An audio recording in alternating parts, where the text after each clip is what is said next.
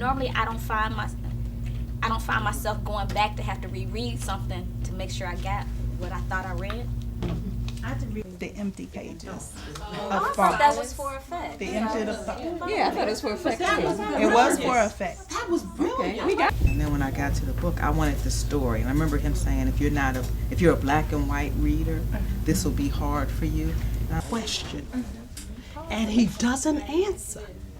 And then they have all kinds of classes to explain why God doesn't answer, what you need to do, did you sin, and they evaluate all these things.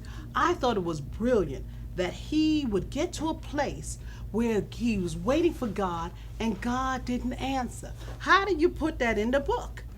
You put emptiness, you put blanks, and then you wait. You turn the page and there's still nothing. And then he says silence in the, and you know that he has now taken this thought of waiting for God, listening for God, and he puts it there so you know that he's going through this wait and he's not getting anything. I thought that was a brilliant way to show waiting for God and not hearing.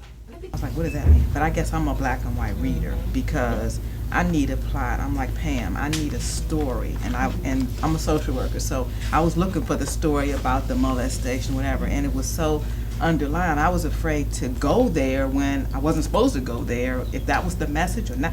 The book had some very sensitive issues in it, and it says some very critical things, and it's not that I didn't get it. And lyrically, he is masterful. And actually, you can tell that he has a creative drive and a creative sense that is in a tone all its own. But the tone and the imagery that he portrays, it's very vivid. You can tell that he's a college professor, and you can tell where his passion lies. He's very good at that part.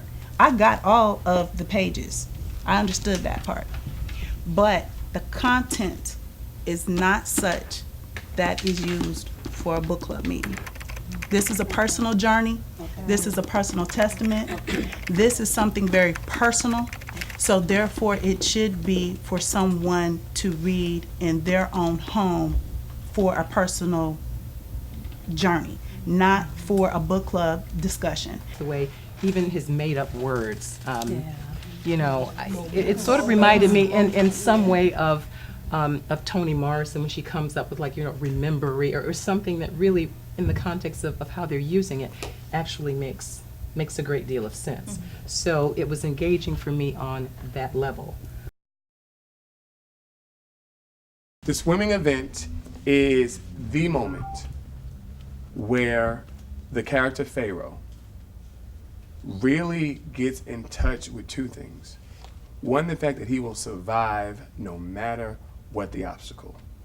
Once he hits that water, surprisingly, when Juju pushes him off, it is whether you're ready or not, whether you're ready for it or not, there came a moment in Pharaoh's life where he had to accept that if love wasn't there, he still had to live. Life Support the Child, Gracechild's hymn. I need thee, oh, I need thee. Yeah.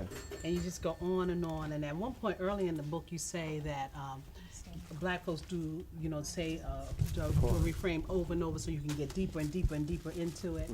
And I wrote in the margin, really, I just thought they were just trying to prolong the song. They're killing them the 10-minute space they need to do, so I didn't know. Okay, and so really, is that what that's about? But Karibu Books allowed me to have a book signing last Thursday. The first woman came in, she is 60 years old and still dealing with sexual abuse. Her mother, who's in her 80s, is saying, you need to go back, you need to talk to your father.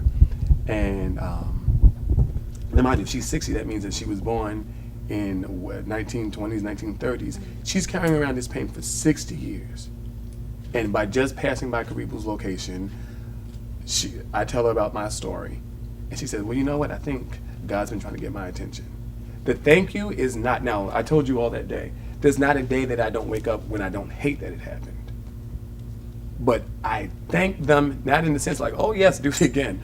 I thank them in the sense that because you did that, I'm stronger than I probably ever would have known that I could have been, and I'm stronger not for myself, but for, to date, 612 others that have said to me, you made a difference.